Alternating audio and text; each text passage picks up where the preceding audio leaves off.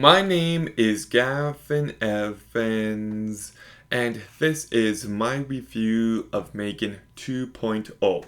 And I love the original M3GAN. It's clever, it's funny, it's well acted, well directed, and it's not scary, but it does manage to be tense and it's very psychologically effective. So it's just all around a great movie. So I was, of course, excited for the sequel, but then the trailer came out, and it was very obvious that this wasn't going to be a horror movie, but instead it was going to be an action movie. And I'll talk about it more later, but for now, I'll say that it was the perfect direction for this franchise to go in. And I went into this movie optimistic and I dug it. It's really good. Not as good as the original. I do have issues, but it's still a great time at the movies. So I'm actually going to begin by talking about the negatives, and unfortunately, that includes the cast. Allison Williams was great in the original because her stilted performance felt very consistent with that movie's themes. And she gives a similar performance here. I just don't think it fit this kind of movie.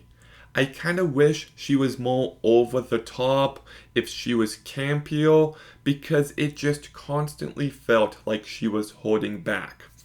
Then we've got Violet McGraw, and she does a perfectly fine job.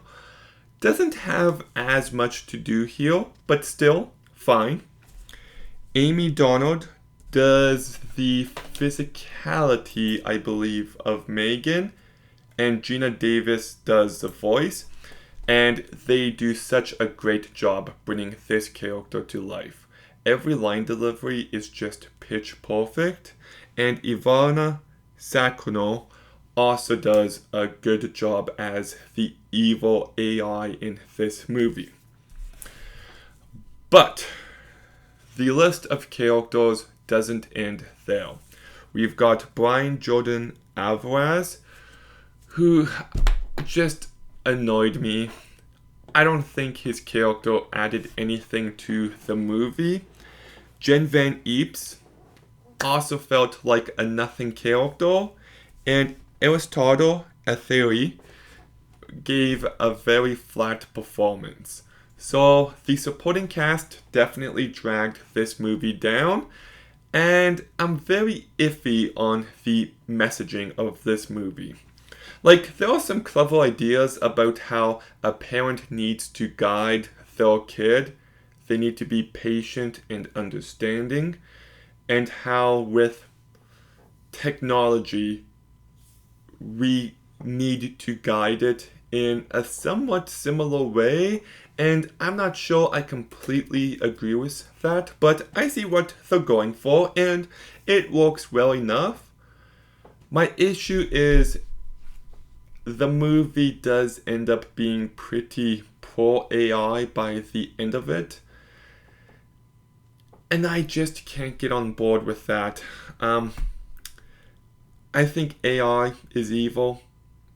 I think nothing good is going to come from it. And I wish movies would take a stance against it, because even the creator recently kind of took its side. So yeah. And sometimes the writing is a tad uneven, but all those issues aside, I still really liked this movie. So let's just address the elephant in the room. It is a huge departure from the original movie. The original has horror roots. This movie is an action movie. And this is the way to do a sequel. Because so many times with franchises, you just get more of the same again and again and again. Like, I actually love the first three Paranormal Activity movies, but then you get 4 and it's the same, and you get the Ghost Dimension and it's the same. I love the first 2 Saw movies, but Saw 3 is the same, and Saw 4 is the same, and Saw 5, 6, 7, 8, 9, 10 is the same. Nightmare on Elm Street, Friday the 13th, Chucky. So many franchises just tell the same kind of story again. And this movie didn't do that, and I have to give them kudos for that. Like, it's a sequel, so this movie isn't original, but it still feels original. And that's what sequels should aspire to do. So, look, film is all subjective, and if you don't like this movie, like, that's perfectly fine.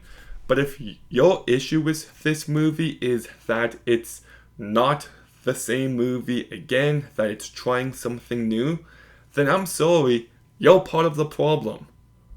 I feel the amount of hatred I'm seeing online towards this movie for trying to give you a different experience than the first movie again, it's just baffling to me, the reaction. And, like, I knew it was going to be an action movie, but I wasn't expecting for this movie to be as ambitious as it is. Like, it's a full-on spy movie, and at times it kind of felt like Mission Impossible, which is a very good thing. There's all these twists and turns, and they kind of work the audience like a puppet, and I loved that. Each twist really worked for me, and I thought the action was good. Nothing great, but good. I thought there were some really neat visuals, especially near the end. There's one small little visual that just, I don't know, reminded me of like some old cheesy 90s sci-fi movies. And the fact that this movie is made on a budget of somewhere between $15 and $25 million is so impressive because it feels big. I also love how this movie has lairs and hideouts and secret government bases, and it's just got so many elements that I truly love. I also thought the movie had plenty to say about parenting and technology and how much we're starting to rely on technology. Like, the world building here is so rich.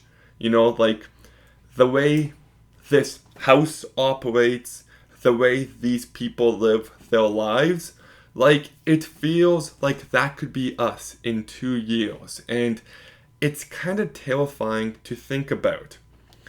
I also do think this movie manages to be quite funny. I was kind of worried about, like, the sassy tone of the trailer, but the tone is actually perfect for what this movie is going for, and M3GAN is kind of the tension and the comedic relief of this movie for a large chunk, and she made me laugh plenty of times. But I'm going to contradict myself here, but I really loved the character work, and I loved watching certain characters. I don't want to give anything away, but there were plenty of satisfying character beats that really worked well for me, and it's going to kind of contradict my issue with the pro AI message of this movie, but in a vacuum, I do like what they did with the characters here. You know, and I actually thought there was some nice emotion at the end of this movie. So, yeah, like, I dug it. I really did. I love it when a sequel just takes a wild swing like this, and it's not a home run. Like I said, the performances aren't the best, the supporting characters kinda suck, and there's actually one guy who just disappears at the halfway mark, which I found to be weird, and I'm very iffy on the messaging, but this is what we should be getting from sequels. And I love the ambition on display, and it's still a very clever and funny and entertaining and engaging movie. It feels like a nice throwback at times while still being its own fresh thing entirely. So I'm giving M3GAN 2.0 a 7.5 out of 10. Also, just a reminder to watch K-pop Demon Hunters because that is the best movie of the year and it's on Netflix. So you need to watch that movie immediately. But then also watch M3GAN 2.0. But M3GAN 2.0, have you seen it? What did you think? Let me know in the comments down below. Make sure you like, comment, subscribe. Stay tuned for more videos soon. And Gavin out.